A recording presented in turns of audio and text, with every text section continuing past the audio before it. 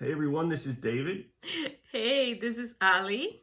and today we're going to talk about where some of our favorite places to go find antiques are. We've seen a lot of people asking, "Oh, where was this? Where was that?" So we wanted to talk about some of our favorite places to go find antiques. Yeah, but before we go, if you don't subscribe to our channel yet, so go ahead and subscribe, give us a like, because this will help our business keep going, and we will love to have you here with us. And don't forget to put in the comments where your favorite places are to find antiques and collectibles and items for resale. Yeah, so let's do it. So there's a variety of places where you can go to find items for resale, antiques, collectibles, varying from flea markets to thrift stores to estate sales to antique stores to auctions. How about the neighbors?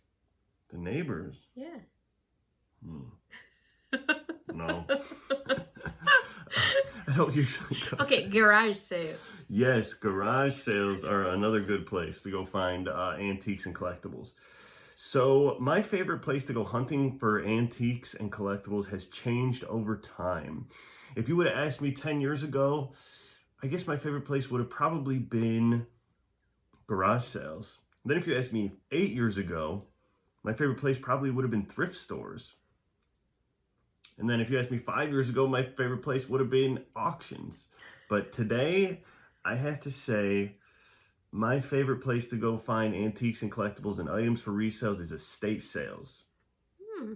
So there's several reasons why I like estate sales. Estate sales are great because, the first day is usually full price. You can go check it out, look at the items, see what you want. If you really like something or find something really underpriced, you can buy it that day. But if you say, you know what, I want to get a better deal, you can wait till the next day. Usually the second day is at least 25% off. Some sales go directly to 50% off, which is pretty awesome, right? If you can double your money on something, that's a pretty good price point. So that's one reason why I like estate sales. The other reason why I like estate sales is they're time limited sales. So the estate sale usually lasts for 2 to 3 days, and there's a lot of pressure to sell everything in 2 to 3 days. And frequently, if you don't sell it at the estate sale, guess what? You don't get anything for it. It might go to Goodwill, or it might go to a thrift store, or a donation place. So that's the best place to bargain. Yes, and you could even make offers at estate sales. And plus, if you're a good customer to the estate sale company, they might even give you a better deal, which is pretty cool. Well, I agree with you, David. What do you think? What's the best thing we ever found at an estate sale? I think the best thing that we ever found in a estate sale was that set of plates that we found for $12 and we sold for 170. Remember? 4 plates, fraternity plates. Oh, that's Allie's favorite find. My favorite find at an estate sale, I found a painting one time. Who's that lady, the painter? Her name, they made a movie Sybil. about this painter named Sybil, right? And she was one of the first people with borderline personality or multiple personality disorder. And she had these paintings, and I actually had one of her paintings at one time. I put it on eBay. The thing sold almost right away. I think I paid a very, very low amount because I bought it in a bulk purchase, and then it sold for like $1,000. So that was a pretty good find.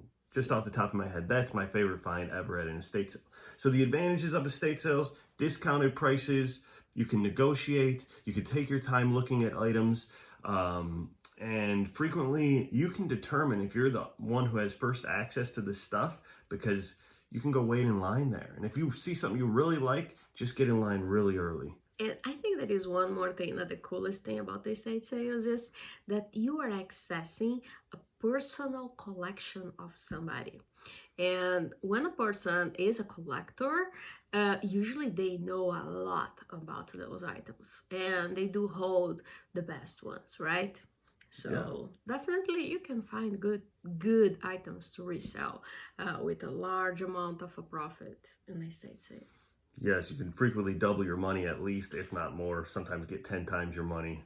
It's pretty good. Yeah. Well, my second favorite place nowadays to go find antiques and collectibles is antique stores.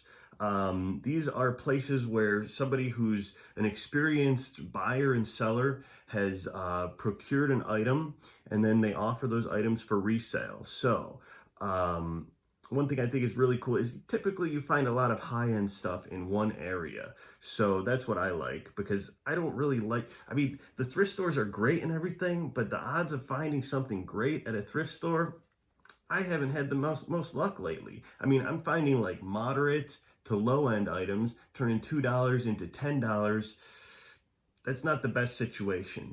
Well, I think the effort that you gotta put into go to all the thrift stores and to figure out if you can find something, it's way greater than your return. So you as a reseller also have to count your time. Your time is valuable. So every single minute of the day, it's some money that you could be making. So if you spend like maybe 4 hours going to thrift stores and you don't find that item, it's definitely not worth it. And plus, many thrift stores are very smart. They're taking the good stuff off the shelves and they're putting it on the internet and selling it themselves. Yeah. That's exactly what I want to avoid is a place like that because they've already removed all the good stuff, all the big money items are gone. And you'd be surprised how effective they are at taking the good stuff out. Occasionally, I make a good find at a thrift store, but I prefer antique stores because the antique stores have a high volume of high-end items, and I would much rather spend $50 and turn it into $500 than spend $2 and turn it into $10. So it's just kind of much more effective use of your time, and I think your chances of making a big find like that are better at an antique store. Now, the antique stores, they are run by people who should have some significant knowledge about what they're selling and pricing, but the reality is that prices on things change over time, but the prices at antique stores, I find it very unlikely as the market determines something is more valuable that somebody who's running an antique store is going to go and reprice that item. I don't think that's going to happen. And also, the antique store owners, they want a turnover fast as well because that space costs money for them and they want to turn over the item. So they are not going to mark up all the items super high because they want those items selling so then they can put more things on the shelf. So it's definitely a place to find some deals when people want to do that turnover, different than the thrift stores. Another good thing about antique stores is the person you're buying from. So when you go out and spend money and you're shopping, an antique store is a very personal place. It's not like a big major corporation running a storefront, right? You're going in there, you're frequently interacting with the owner of the business, so you're seeing the person who you're helping.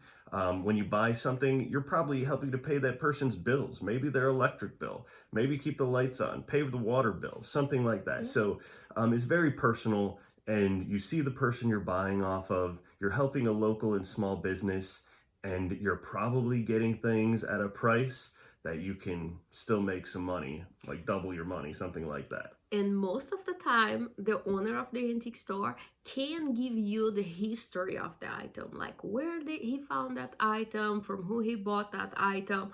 And those are kind of a cool things to know. Even if you want to identify an item, let's say you found something that you really like it, but you don't have a clue what it is, but you just have that feeling that, oh, I'm going to make money with this, but I don't know how.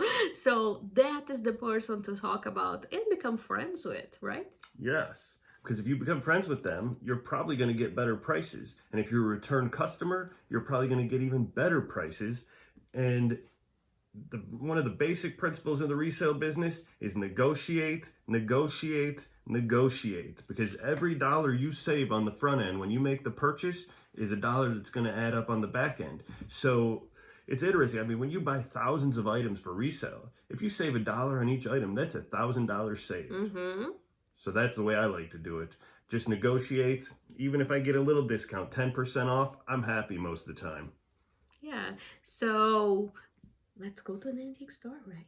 Yeah, you want to go shopping? Yes, I do. All right. I'm We'll come excited. back later and tell you more about our opinions about buying and selling and different places you can go shopping. We'll touch on some of the other items or other places at a later date, such as auctions, thrift stores, garage sales. That's a fun one. Let me tell you, I made some really good finds there. We'll talk about those later. And somebody's coming.